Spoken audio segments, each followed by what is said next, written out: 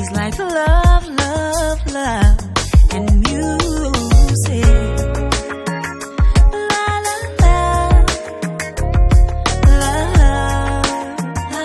love, love, love. Hello, everyone. Thank you for tuning in. I am Jay Lee. This is Jay Lee's Corner. This is my review for Married to Medicine. This is season 5, episode 15. It's the season finale. And then we have a 3-part reunion. Bitch, 3-part reunion? Now, you know the more parts. Oh, my God. I hate my hair. I want to put it up in a ponytail, but it's not time yet. You know, when it's a 3-part reunion, usually, that means the first 2 is going to be kind of boring. It's going to be a little bit of something. And then that 3rd part is the part that's popping. So, I don't know how excited I am that it's 3 parts, because when it's 3 parts, the first part is always boring. The second part gets a little bit juicy, and at the end it gets popping. You have to wait to the 3rd part to get to all the good stuff. So I don't know how I feel about that. But anyway, let's get into the season finale. The season finale was really based on a party that Toya and Eugene had, and then a conversation that Quad and Gregory had. And that was the whole thing. They kind of stressed it out a little bit, which I think they didn't need to. But we're going to go ahead and get into it. You know, we see the beginning starting off with Eugene and Toya having a conversation about the whole DNA party where Eugene used the what? He used the word nigga. I thought he said cunt. I honestly did. I thought he said cunt, and I thought that was why the ladies were so offended. So for me to figure out he used the word nigga, I'm like, okay. People, I mean, okay. Some people use that word. I use that word. You know, I'm honestly, I do. So I didn't get why they were so offended by that word as if he said cunt. I'm like, I was just a little bit confused about it. You know, he do admit that he should not have used the word, and that, you know, he could have used a different word, but he was just so frustrated that's the word that he said. But also he said to ladies, when I talk to my wife in confidence, I tell her when y'all fussing and fighting, y'all acting like niggas. You know what I'm saying? So it wasn't like he was just out the blue calling them niggas. He was saying y'all acting like some niggas up in these pieces, because y'all arguing and fussing and fighting, getting all crazy. And for the most part, that is what some people think niggas act like, so to speak. So it doesn't make him using the word right. It doesn't make it wrong. It meant that's what he equated their actions to be. And he said that. Now, he have said that in a public setting. No, he should not have. But, you know, it is what it is. There go one. Y'all know I said every time I say it is what it is, y'all can take a drink or something. I only have water right here right now. But yeah, because I realize I do say it a lot. And I said this to wrap up, just, you know, that it is what the fuck it is. So, and he also brought up how, you know, when they argue, they do go too far. And they do. It be petty conversations, petty arguments, petty things going on, and they have a full-fledged argument that turns into a full-fledged fight that turns into 2 or 3 episodes being about said fight or said argument or said disagreement. And it's petty and it's stupid. And for these to be grown adult women with children and husbands or themselves being doctors, you would think they wouldn't be as petty as they are. But they are. They're human. We have to remember they human like everybody else. But at the same time, it do be too much all the time. Okay? All the time. So Quad and Heavenly. You know, Quad and Heavenly was at the same time having a conversation, basically, because we know the fight that happened at the party was between Quad and Toya, because Toya was upset that Quad was kind of teasing her about her text ed. Now, what I call bullshit on Quad's bullshit is the fact that Quad said, you know, had I known Toya would be bothered by me cracking a joke on her text ed, I would have never done it. Bitch, where in the world of America or any other country in this world do you think someone would not be bothered that they have $170 tax debt? What makes you think she wants to joke about that? That ain't nothing. Don't nobody want to joke about the IRS, with the IRS, for the IRS, against the IRS. No one wants to do that. So my thing is, her acting like she was oblivious to the fact that Toya would be offended, or that Toya was bothered by her real life financial difficulties, to me was bullshit. Quad like to make up rules and regulations on why she did or said something to get out of the space that she was wrong. You was dead ass wrong. You can't say, well, I only joke because I didn't think she would find it. I didn't think that she would be offended by it. That is that lady's personal, real life. You can go to jail for IRS debt. You can really, you have fines and fees and all this other stuff. It can stop you. Tax debt is real, and it's a real fucked up situation, and it can send some people into the poorhouse. So luckily enough, Toya and Eugene was able to tackle it and even start paying on it. So my thing is, Quad, you full of bullshit and fuckery for trying to make it seem as if you had no idea that someone's financial difficulties they would be bothered by it. Bitch, she bothered. She bothered, and the only reason she even brought it up on TV was because it was public knowledge. I'm pretty sure any debt because I'm pretty sure these ladies and these people on the shows have other little amounts of debt here and there and everywhere. You know what I'm saying? They have things that they don't want people to get out. That is perfect. That is absolutely private. Toya's situation just got out.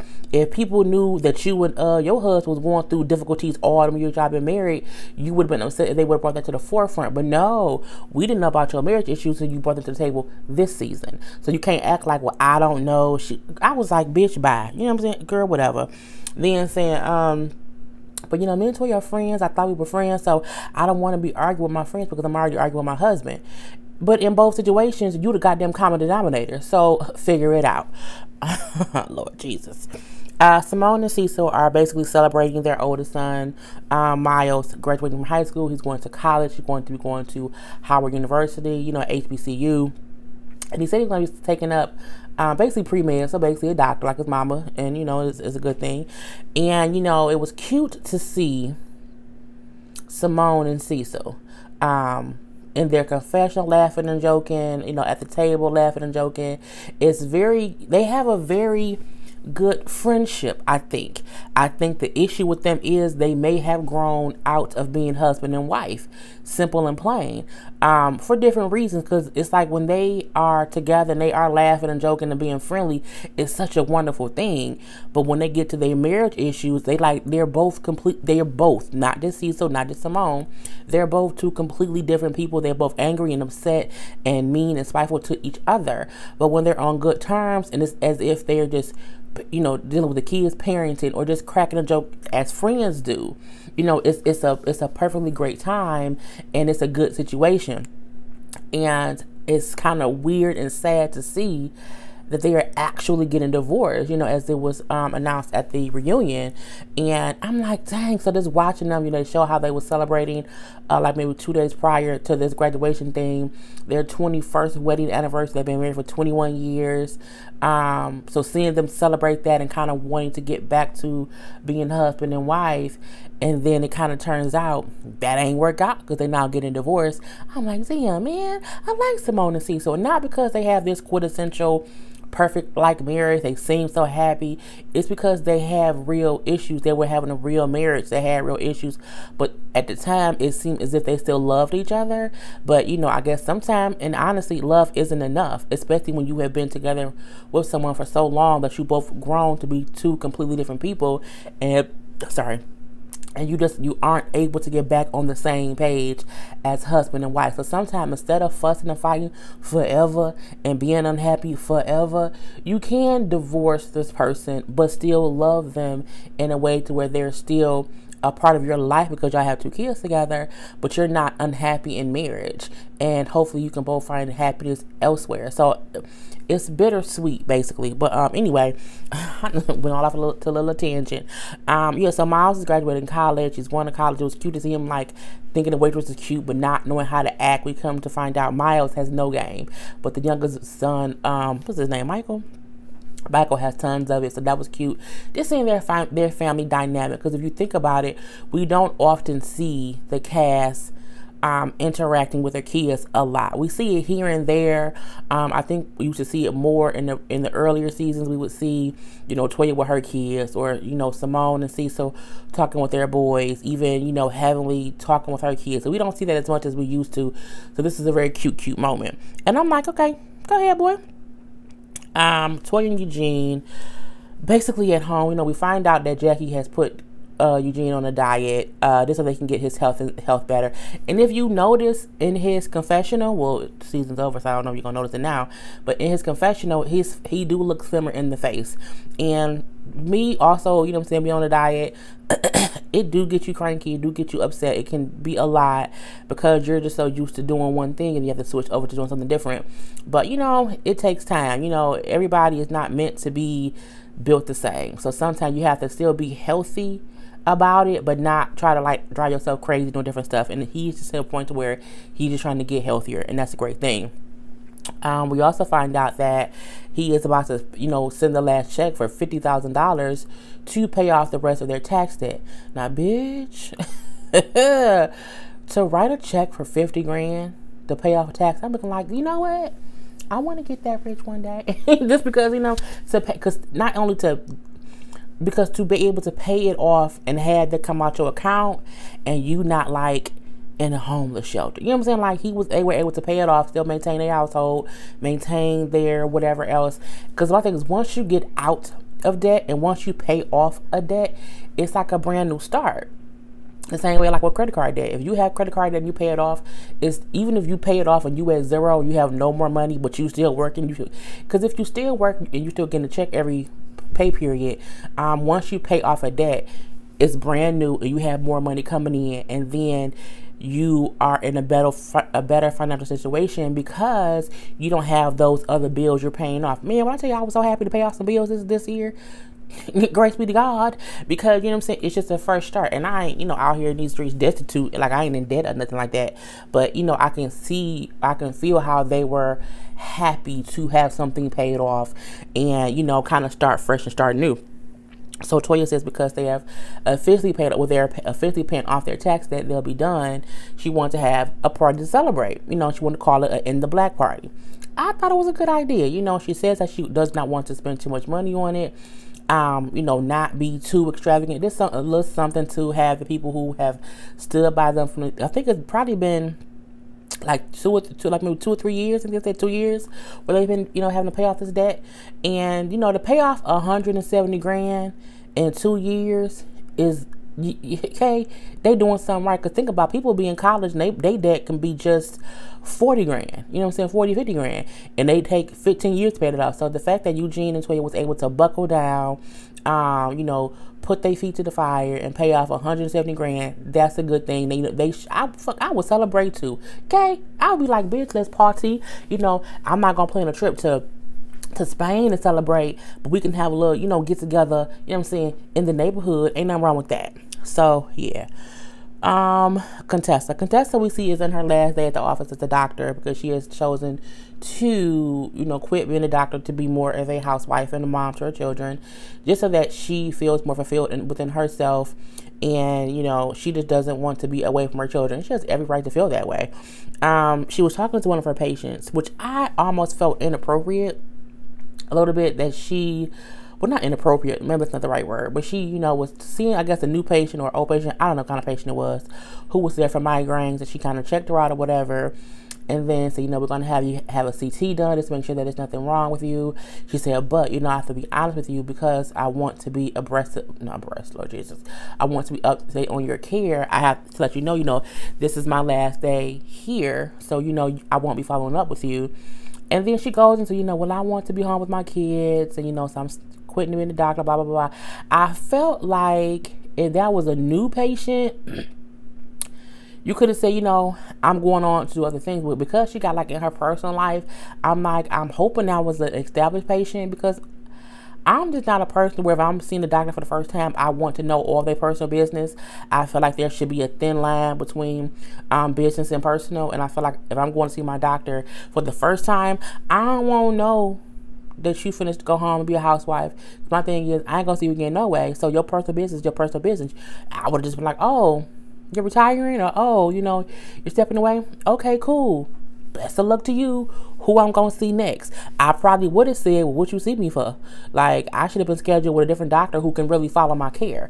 But I'm a little bit petty sometimes, so it is what it is. But anyway, you know, the lady was very, very nice. You know, she did say how she understood because she had basically did the same thing. She was an RN, a registered nurse, and she quit to go work in the school, would like to be a teacher or whatever, so that she could spend more time with her children. And, you know, that made Contessa feel better about quitting her job. And now she's basically going to be a housewife and a mom, which is a job within itself. But I almost felt like when her husband suggested that she just cut back her hours so that she can be at home when the kids are home, she kind of didn't do that. She just said, well, you know, I'm just going to quit altogether. And I feel like that's her right to do if they can afford it as a family. But I also feel like, did she ever even try to cut back on her hours to do both? Or did she feel like she didn't want to have to do both? Because you don't have to do both. But I also feel like maybe her husband's suggestion to just cut back her hours could have been financial, saying, you know, we have been surviving all this time on 2 incomes. So to kind of out the blue go down to 1 income is a big thing. And, you know, I felt like this is only 1 season. So in 1 season, she was a doctor and then wasn't a doctor. Like, was there any leeway or any space in between for them to get acclimated to the income of the home going down to half? You know what I'm saying? So, like, maybe if, okay, I'm going to eventually quit. Okay, so let's say for 6 months, I'm gonna cut my hours that I had to be in half hours, you know, wrap up my patient's care, and then at the end of the 6 months, you know what I'm saying, I'm done. Because as a doctor, I'm looking like this. If my doctor came and said, you know, in 2 weeks I'm gonna be done, give my 2-week notice. We know what it also probably means, that she was not the owner of her own practice. She probably was working at a doctor's office. So maybe that's what it was. Anywho, she at home now. She's happy and he happy, and it was what it was. Jackie and Curtis. The beginning of the season started off with, you know, everyone finding out about Curtis cheating. And of course it shocked everybody. Well, not shocked because we knew about it from the blogs. But, you know, for her and Curtis to be back in the same household, working towards fixing their marriage. Some people maybe feel like Jackie put him, you know, let him come back too fast. Some maybe think, you know, Curtis is a piece of shit for cheating on Jackie, you know, whatever. I think marriages have issues. Marriages have peaks and valleys and roads and paves and everything. You know what I'm saying? It goes through all kind of situations. It goes through winter, spring, summer, and fall. It's all these seasons that marriages go through. And typically, I assume cheating is like the winter. It's the hardest thing to deal with, because like here in Michigan, we got fucking potholes in the winter. We got snowstorms. You know, we got hit with, you know, like 4 or 5 inches the other day, just out the blue, and when it was 60 degrees the day before. So, you know, it's hard to deal with winters in Michigan, but we do deal with them. We know we get through it. And for Jackie and Curtis, I felt like Curtis cheating was their hardest winter. You know, it was the coldest winter ever known. Book. Yes, it's a book. So I should read that book again, honestly. But Jackie is to the point where she has got over her anger of it a little bit. You know, she was humiliated or whatever, and she started her healing process. People have to realize, when someone cheats on you, if you have to continually be upset with them, continually try to punish them, you're keeping yourself in that misery, in that muck of what they did. And in some way, they will always have power over you for a mistake that they made. But if you can honestly say, I still love them and I want to work through it, there's nothing wrong with that. So there's nothing wrong with Jackie letting Curtis back in. They're taking steps to being back. They're not sleeping together still. You know, he in one room, she in the other. And, you know, they're working it out. You know what I'm saying? As any couple do, we know people cheat. Okay, it ain't the end of the world, and your choice is always to either leave or stay based on your faith that the person won't do it again. I don't think cheating once is a we have to be over forever thing.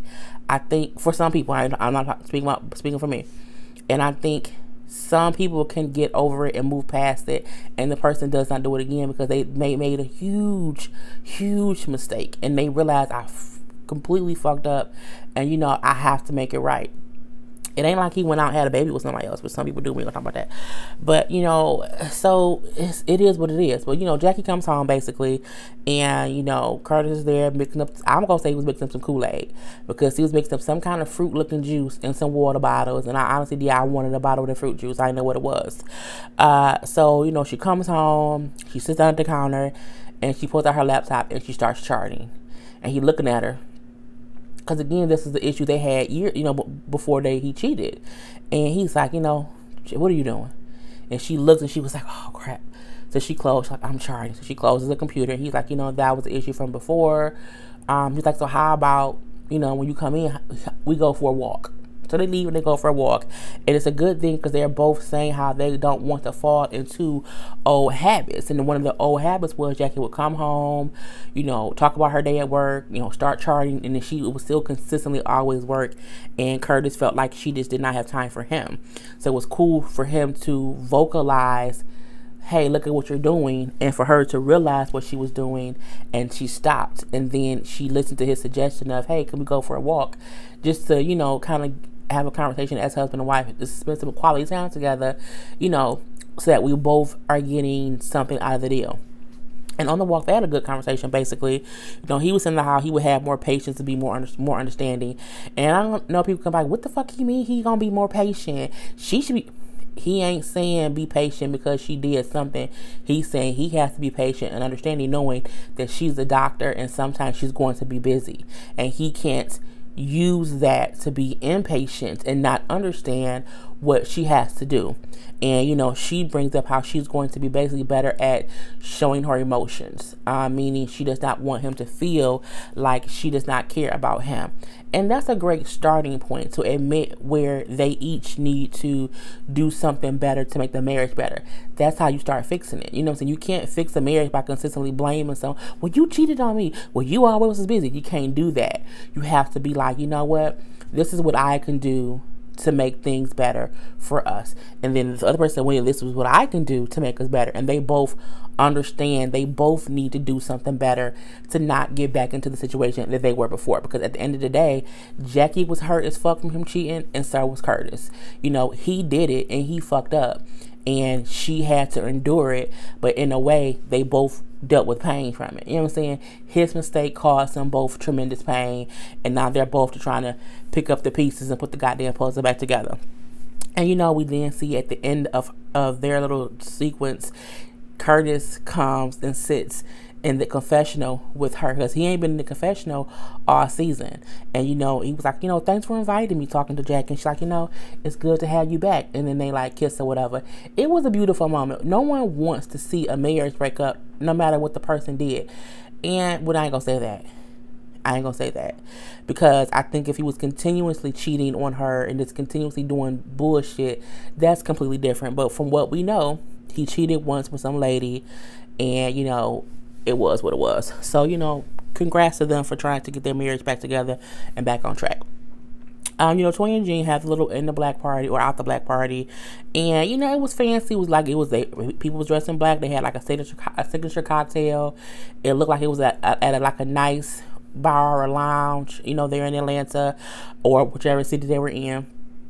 And for the most part, what irked me about the whole thing was Contessa. Contessa come in, and she came in being a bitch. Let me be honest, let me be upfront.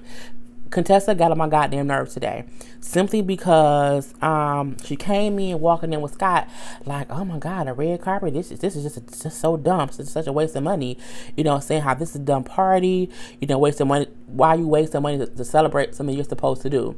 She's like, and she was talking to Simone and said like, who they're celebrating because they paid off a tax debt. And Simone said, yeah, financial stability. And then she's like, you're supposed to do that. And that's when I said, okay, Contessa, girl, in this episode, I can't even fuck with you right now.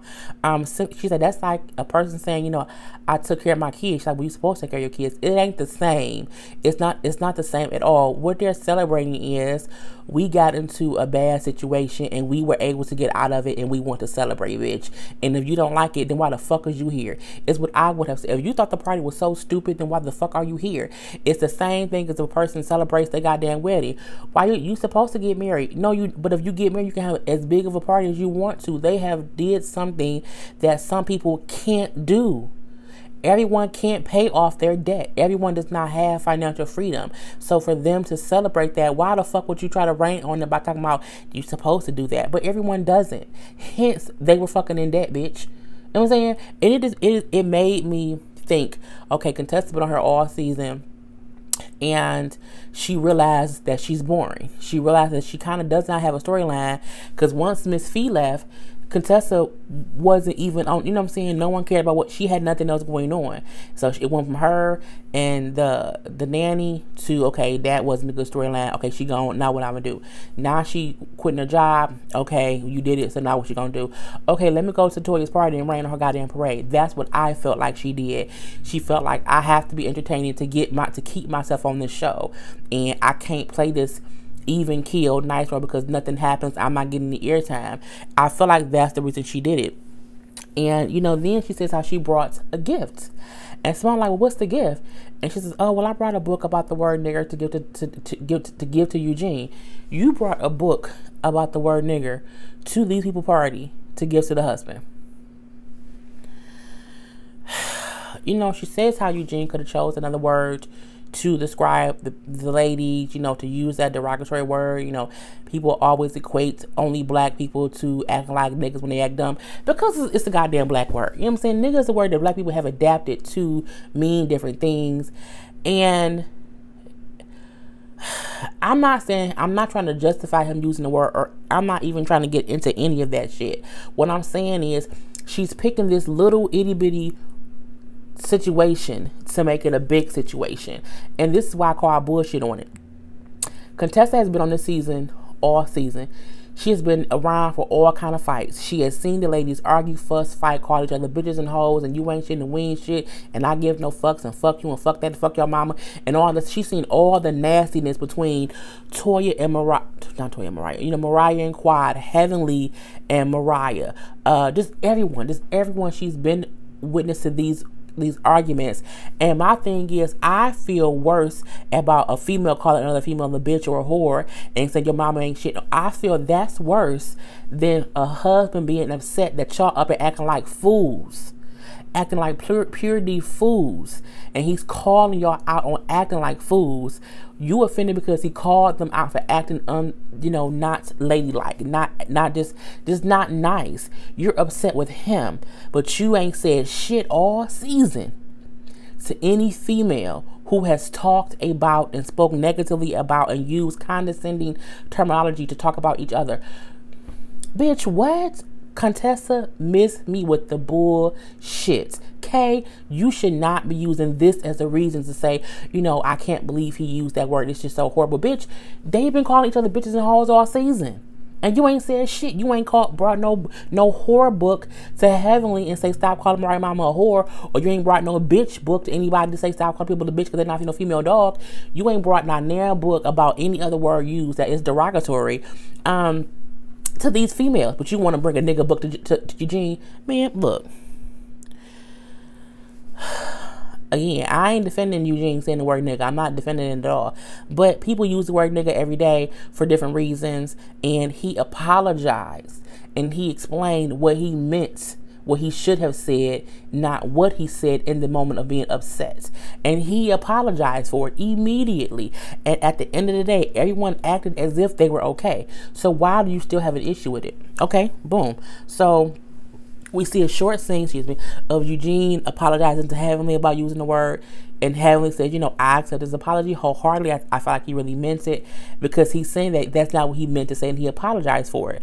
We then see Simone talking to Toya, telling Toya, like, yeah, I talked to Contessa. She was bringing up that she got a gift for y'all. She got this book about the word nigga, whatever, and she wants to give it to Eugene. And Toya, the minute Contessa comes down, Toya quickly checks her about it. She's like,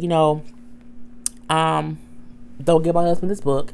It isn't the time or the place. She also says in her confessional, me and Contessa are cool. Like, we talk on the outside of the show. We hang out together. Us and our husbands, we hang out. She could have given my husband this book at any other time, and that's the point. Contessa wants to make a story for the show. Toya said the exact perfect thing. She could have given my husband this book at any other occasion. Why would you bring the book here? Why would you, what I'm saying? Why would you bring it here? It would have been a better scene to have a separate conversation with them, even on camera, and bring the book and have that big conversation. That could have been a whole scene within itself. But she wanted to make a scene with everyone. Because Toya was absolutely right to say this is not the time or the place to give my husband that book. We could do that in private. And I don't think she meant like in private off camera. She just meant not at a goddamn party. And, you know, it was weird to see how Contessa acting like Eugene using the word nigga set America back 50 years.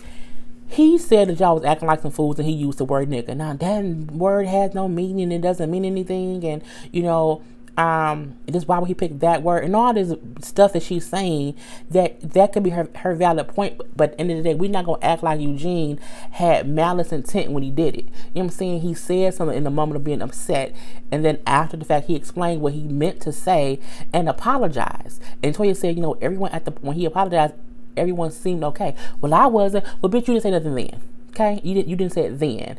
And Heavenly saying how, you know, Toya, she kind of accepts what Contessa's saying, and then you just accept the book from Contessa and then apologize for Eugene. And I call bullshit. Heavenly, shut up. No, because he apologized. He already did. He did it in a way that he didn't even have to go as deep he didn't have to go as deep into his apology as he did, but he did anyway, because he was wholeheartedly sorry for using the word nigga. And I'm like, girl, look, I like what Mariah said. She said, you know, don't defend him. Don't defend him or defend what he said. Just say he's already apologized and let's move on. And that's the truth. Contessa bringing it up was some bullshit to me, and she pissed me the fuck off. And I had liked her all this season, but this particular season, this episode, I don't like her. I doesn't. You know what I'm saying? It was what it was. Toya does say, you know, he apologized. It is what it is. We're going to move past it. And then the opera singer walk up and start singing. And I'm like, well, bitch, where you come from? Okay, catch some teas. We see Quad show up finally, late as fuck, okay? Because she got to be late because they didn't done everything else and her ass wasn't there. And, you know, she come in saying, she come in saying, I gotta slow down.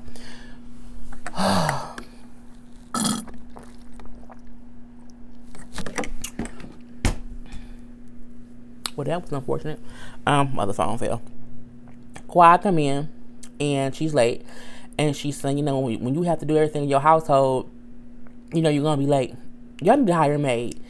If Quad is saying that it takes her all day to do everything in the household on her own by herself, hire a maid. Okay?